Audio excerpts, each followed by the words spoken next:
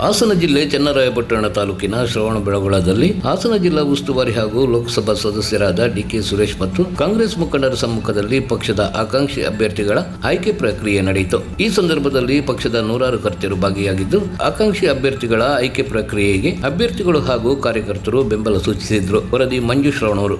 ಕೂಡ ಬೆಳಗಾವಿನಲ್ಲಿ ನಡೆದಿದೆ. ಈಗ ನಮ್ಮ ರಾಜ್ಯದ ಅಧ್ಯಕ್ಷರಾದಂತ ಮಾನ್ಯ ಡಿ.ಕೆ. ಶಿವಕುಮಾರ್ ಅವರು, ವಿರೋಧ ಪಕ್ಷದ ನಾಯಕರಾದಂತ ಮಾನ್ಯ ಸಿದ್ದರಾಮಯ್ಯ ಸಾಹೇಬರು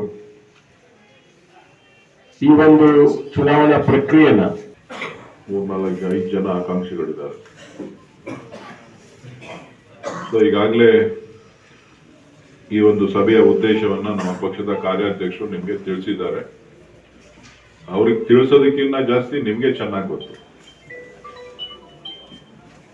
ಹೋಗ್ತಾರೆ, ನಾವೆಲ್ಲರ ಕಳ್ಕೊಂಡಿದ್ರೆ ಕಳ್ಕೊಂಡ್ರೆ ಜಾಗದಲ್ಲೇ ಹುಡುಕ್ಬೇಕು, ಬೇರೆ ಜಾಗದಲ್ಲಿ ಹುಡುಕಿದ್ರೆ ಸಿಗೋದಿಲ್ಲ.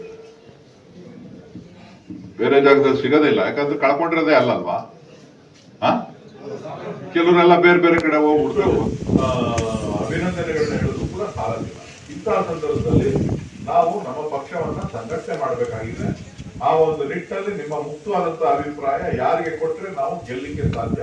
ಮಧ್ಯಾಹ್ನದಲ್ಲಿ ನಿನ್ನೆ ಮೈಸೂರು ಗ್ರಾಮಾಂತರದ 8 ವಿಧಾನಸಭಾ ಕ್ಷೇತ್ರಗಳನ್ನು ಕೂಡ ನಾವು ಈ ಒಂದು ಚುನಾವಣಾ ಪ್ರಕ್ರಿಯೆಯನ್ನು ಮುಗಿಸಿ ಇವತ್ತು ನಾವು ಇಲ್ಲಿಗೆ ಆಗಮಿಸಿದ್ದೀವಿ.